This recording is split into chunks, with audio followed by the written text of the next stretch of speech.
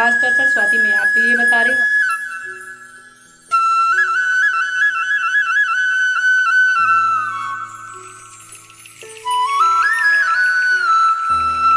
Hello, Ram Ram ji, good evening. कैसे हैं आप सब? वेलकम है आप सबका साधना रियल ब्लॉग चैनल में। आई होप फ्रेंड्स आप सब अच्छे होंगे। देखिए शाम का टाइम है। शाम का टाइम मतलब 7:30-8 बज रहे हैं रात के। तो रात में शुरू हो गया है ब्लॉग मेरा। आज मैं सोच रही थी अभी से स्टार्ट कर दो, डेली मॉर्निंग से ही शुरू करती हूँ। यहाँ पे मैं डंके में खीर बना रही हूँ बच्चों के लिए। बच्चों का मन था, थोड़ा सा मैंने चावल ले लिया है न्यू वाला, जो अभी दरवाया हम लोगों ने, तो उसी को बनाऊंगी। बच्चे बोल रहे हैं मम्मी शाम को बस खीर खा के हम लोग सो जाएंगे, जल्दी से बना दीजिए। हस्बैंड लोग 9:30 बजे, रात के 10 बजे तक खाते हैं, मतलब इतना टाइम उन लोग को लगता है। बच्चे थके बांधे रहते हैं, स्कूल से आते हैं, तो इनको जल्दी से बना दो तो खा पी के अपना सो जाते हैं। तो देखिए इधर मैं लगी हुई हूँ। चीनी में थोड़ी सी चीटी हो गई थी। आप सबने सलाह दिया था साधना दी लौंग रखा करिए चीनी में तो चीटी नहीं होगी। तो डिब्बे में मैं रख दिया करती थी, लेकिन पन्नी में बांधी हुई रखी थी चीनी, इसमें नहीं रखा था। थोड़ा बहुत चीटी थी तो बिना बड़ी मुश्किल से मैंने, और थोड़ा सा केसर रखा हुआ था। खीर में केवल मैंने केसर इलायची डाल दी है, बट बहुत अच्छी खीर बनी है। थोड़ी ही बनी है बच्चों के लिए बस। ये बोल रहे थे खीर मत बनाना, अभी नया चावल है ना फ्रेंड्स, दूध चावल भी अच्छा लगता है, तो हम लोग दूध चावल ज़्यादा पसंद करते हैं ना कि खीर, लेकिन बच्चों को बना दी हूँ। फिर देखिए रात के टाइम में हम सब ने खा पी के सो गए थे हम लोग। सुबह का टाइम है, बच्चे स्कूल जाने वाले हैं, वो लोग तैयार हो रहे हैं। मैं यहाँ उनके लिए जल्दी से नाश्ता बनाए दे रही हूँ। आलू मैंने उबाल लिया है, न्यू आलू है ना, तो अभी आलू अच्छा लगता है। आलू उबाल के तल के बच्चों को दे दूँगी टिफ़िन में। पराठे और आलू अचार ये खा लेंगे बच्चे। सुबह से उठ के डेली का ही मेरा रूटीन है, बर्तन में शाम को धुल लेती हूँ और गैस पोंछ लेती हूँ बस। फिर सुबह उठ के चाय पीती हूँ। चाय पीने के बाद किचन में सीधे बच्चों के लिए नाश्ता बनाती हूँ। ये लोग जब चले जाते हैं तब घर की सफाई, गैस पोंछना, पूरा क्लीन करना, फिर नहा के अपने लिए, हस्बैंड के लिए खाना बनाना, ये कुछ नियम मेरा होता है। देखिए आलू को मैंने अच्छे से तल दिया है, मिर्ची थोड़ी सी कम डाला है मैंने। बना दूंगी पराठे।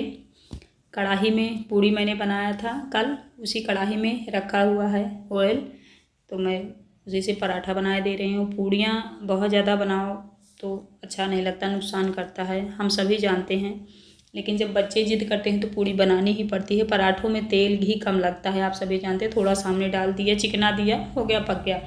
लेकिन पूड़ी तो आराम से तेल घी में ही तली जाती है, नुकसान तो करती ही है। तो चलिए इन सबको भेज देती हूँ, फिर घर की क्लीनिंग में लग जाती हूँ। आप सब बने रहिएगा, आज का ब्लॉग बहुत ही खास है। आप सबके क्वेश्चन के आंसर भी दूंगी। स्वाति आपके लिए ख़ास तौर पर एक बात मुझे कहनी है, आप वीडियो में पूरा बने रहिएगा, पूरा देखिएगा, ठीक है, जिससे आपके सवाल का जवाब आपको अच्छे से मिल सके। हस्बैंड नहीं गए हैं, हस्बैंड गए अब नहाने, मैं अब घर की क्लीनिंग में लग गई हूँ। मैं जब नहा लूँगी उसके बाद ये जाते हैं, मतलब बना देती हूँ तब। काफ़ी टाइम 10 बजे तक जाते हैं, तो अभी काफ़ी टाइम है।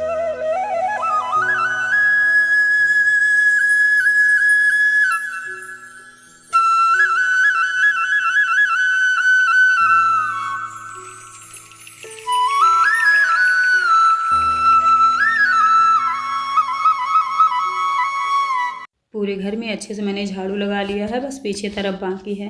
तुलसी के जो पेड़ थे, मतलब सूखी हुई तुलसी देखिए रखी हुई है, समझ में नहीं आता इसका मैं क्या करूं।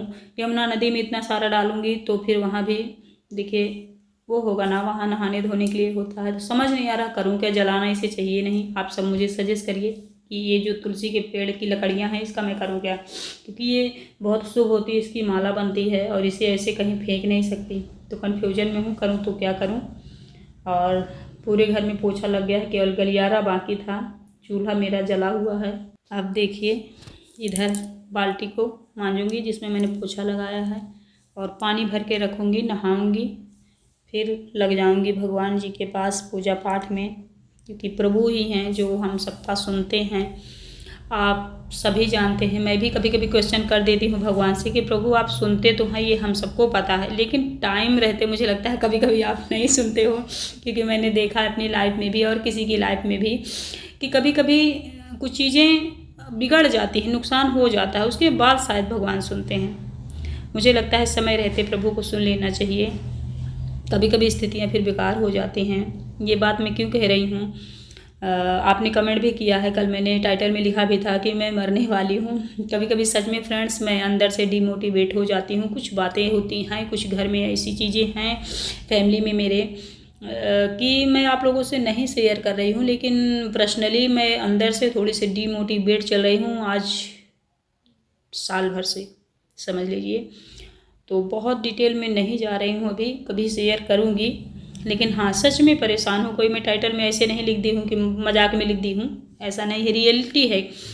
अब आगे क्या होगा पता नहीं, बट हाँ थोड़ी सी डिमोटिवेट हूँ, क्योंकि मैंने आपको कई बार बताया है कि मैं अपने सेल्फ रिस्पेक्ट पे ज़्यादा ध्यान देती हूँ। गलत चीज़ें मैं बर्दाश्त नहीं करती, ना गलत करती हूँ। इससे आप लोग बहुत कुछ समझ गए होंगे, और जो बाकी है कभी बताऊँगी जब मुझे लगेगा कि मैं इस बात को नहीं संभाल पा रही हूँ, रियल में मुझे अपने साथ कुछ करना पड़ेगा, तो फिर मैं आप लोगों से ज़रूर डिटेल में बताऊँगी, ठीक है। अभी तो फ़िलहाल मैनेज कर रही हूँ भोलेनाथ का सहारा लेके, क्योंकि अभी मुझे लग रहा है कि प्रभु शायद सुन लें। जब वो नहीं सुनेंगे तो फिर देखते हैं क्या करते हैं, ठीक है।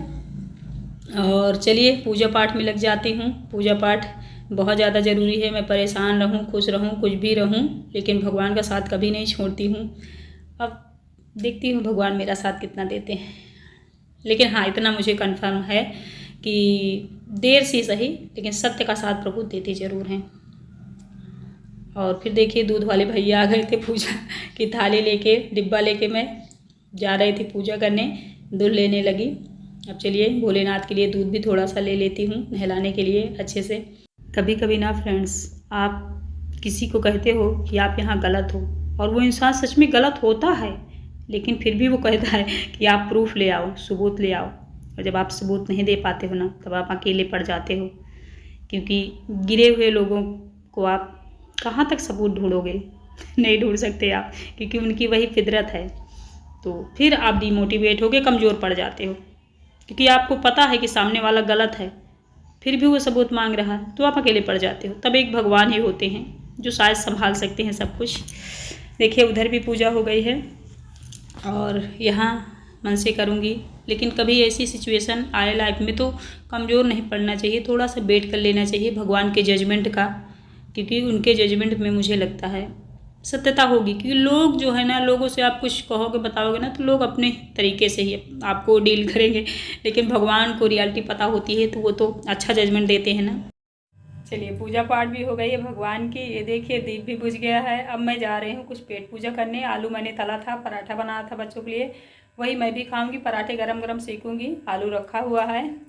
और आप सब बने रहिएगा, जो लोग न्यू आते हैं चैनल में, चैनल को प्लीज़ सब्सक्राइब जरूर कर लीजिएगा।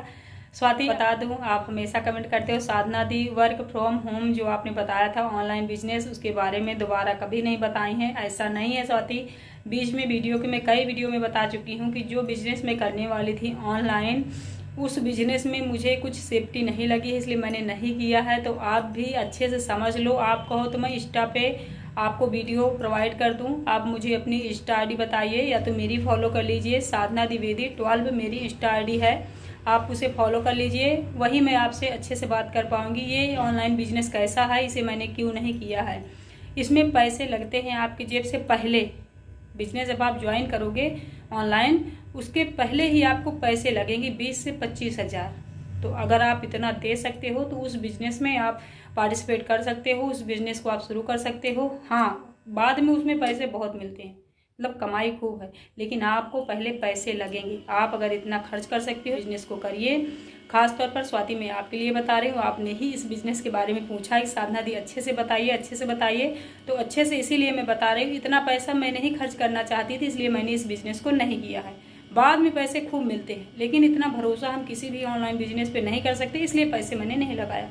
मान लो हम कोई दुकान खोल रहे हैं, तो हम सामान लेके आ रहे हैं, खरीद के रख रहे हैं, दुकान दिख रही है, और इस बिजनेस में हमने 25 हज़ार लगा दिए, और उसका बेनिफिट कब आएगा हमें नहीं पता। तो अंधा कुआं, अंधी खौं जो होती है, वहाँ हम कूदने से पहले डरते हैं भाई, भले बाद में उसमें कितनी भी कमाई हो मेरे हिसाब से। तो इसलिए मैंने नहीं किया। अगर आपको करना है तो आप मेरे इंस्टा आईडी पे आइए, मैं आपको डिटेल में इसके बारे में बता दूंगी, एक वीडियो आपको प्रोवाइड कर दूंगी, आप इससे अच्छे से समझ लीजिए, उसके बाद आप करिए, ठीक है। आई होप आप समझ गई होंगी। वीडियो ज़रूर देखिएगा, आपके लिए खास तौर पर मैंने ये बात कही है। चलिए फिर खा लेती हूँ कुछ, आप सब बने रहिए। तो हस्बैंड जी को खाना दे दूँ। स्वाति, आपको अच्छे से बात समझ में आ गई होगी। जल्दी से सभी लोग इंस्टा आईडी मेरी फॉलो कर लीजिए, जो लोग नहीं फॉलो किए हैं। जितने लोग मेरा वीडियो देखते हैं यूट्यूब पर, तो प्लीज़ आप सब इंस्टा पर भी जाके मुझे सपोर्ट करिए। वहाँ भी रील्स जाती हैं, कुछ मोटिवेशनल होती हैं, कुछ थोड़ी मजाकिया होती हैं, ठीक है। तो सपोर्ट करते रहिए प्लीज़। ये देखिए, इस कढ़ाई में पूड़ी निकाला था मैंने, तो वही रखी हुई है। और घी ज़्यादा ना लगे पराठे में, तो मैं क्या करती हूँ, लोई बना के पराठे से ही तेल लगा लेती हूँ बेलने के लिए।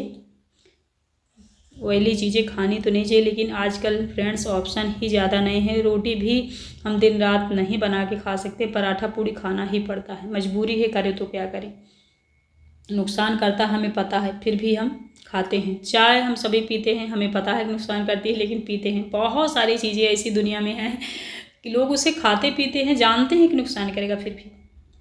चलिए फिर खाती हूँ, मिलती हूँ आप लोगों से कोई अच्छी सी न्यू वीडियो के साथ। बज रहे हैं 10:30। Bye bye, thank you.